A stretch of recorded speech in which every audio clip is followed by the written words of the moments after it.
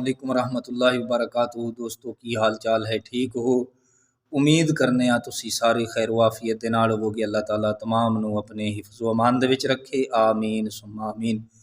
تو بھائیو، اج نبی پاک صلی اللہ علیہ وآلہ وسلم دا فرمان جڑا میں گناہ گار دے درس وچ گزرا، جس دے راوی حضرت ابو ہریرہ رضی اللہ تعالیٰ عنہ نے، تو آپ فرماندے نبی پاک علیہ السلام نے فرمایا حضرت خضر علیہ السلام دے متعلق، یعنی کل بھی میں حضرت خضر علیہ السلام دے متعلق عرض کیتا سی، تو آپ نے فرمایا کہ انہاں دا نام خضر اس واسطے رکھا گیا ہے کہ آپ جس جگہ تے بیٹھتے سن، آپ دی برکت دے نال او زمین سر سبز ہو جاندی سی۔ حدیث دے اندر فروا دا لفظ ہے، فروا دا معنی ہے خشک صاف زمین، تو آپ صاف زمین خشک تے بیٹھتے سن تو آپ دے جسم اطہر دی برکت دے نال اتھے سبزہ اگ جاندہ سی، آپ دے دائیں بائیں اگے پیچھے چاروں طرف۔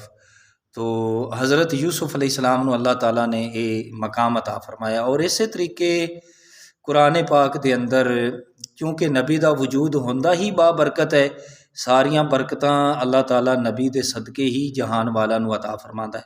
حضرت یوسف علیہ السلام دے متعلق قرآن پاک دے اندر موجود ہے، اور تفسیر جدو بندہ پڑھدا ہے تو واقعہ بالکل ملدا ہے کہ جدو حضرت یوسف علیہ السلام دا وصال شریف ہویا تو لوگاں دے اندر اختلاف ہو گیا۔ مصر دے لوگ کہن لگے اسی اپنے علاقے دے وچ رکھنا ہے، اور کنعان دے لوگ کہن لگے اسی اپنے علاقے دے وچ۔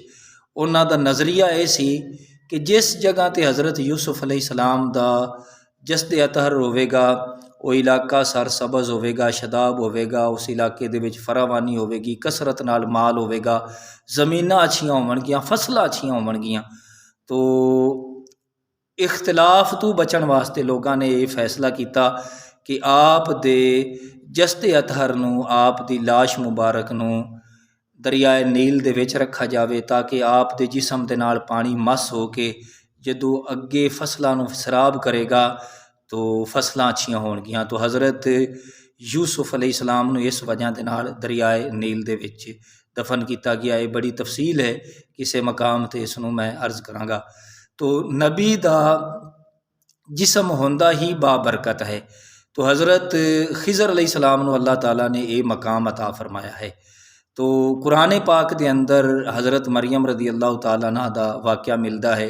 سورہ مریم دے اندر آپ نبیہ نہیں نے، آپ ولیہ نے، نبی دی ماں نے، کوئی عورت نبیہ نہیں ہوئی، سارے مرد ہی نبی سن۔ تو حضرت مریم دے متعلق قرآن پاک دے اندر ہے، جس وقت حضرت عیسیٰ علیہ السلام دی پیدائش ہوئی تو کھجور دا ایک سکا درخت سی، بالکل تنا سی، اس دے اتے شاخاں نہیں سن۔ تو اللہ تعالیٰ نے حضرت مریم نو فرمایا کہ اے میری نیک بندی، اس درخت نو اپنا ہاتھ لاؤ۔ جدو آپ نے ہاتھ لایا نا تے ہلایا تو فوراً آپ دے ہاتھ دی برکت دے نال، حضرت مریم دی ہاتھ دی برکت دے نال، قرآن پاک دے الفاظ نے وَهُزِّي إِلَيْكِ بِجِذْعِ النَّخْلَةِ تُسَاقِطْ عَلَيْكِ رُطَبًا جَنِيًّا۔ تو حضرت مریم نے جو ہی ہاتھ لایا، وہ جڑا سکا درخت سی فوراً ہرا بھرا ہو گیا، اور اس تے پھل بھی لگ گیا، یعنی کھجوراں لگ گئیاں، حضرت مریم نے آپ نے تناول فرمائیاں۔ تو اے ہے نبی دی والدہ دے ہاتھ دی برکت۔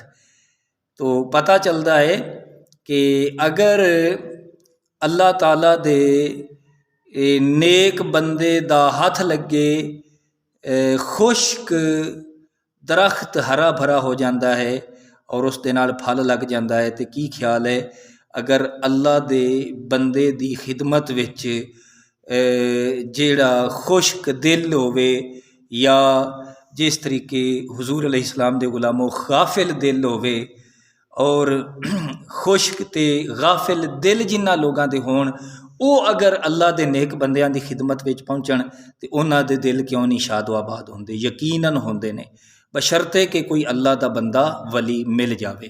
اللہ دے حضور دعا ہے اللہ تعالیٰ سمجھن دی اور عمل دی توفیق عطا فرمائے، آمین بجاہ النبی الامین۔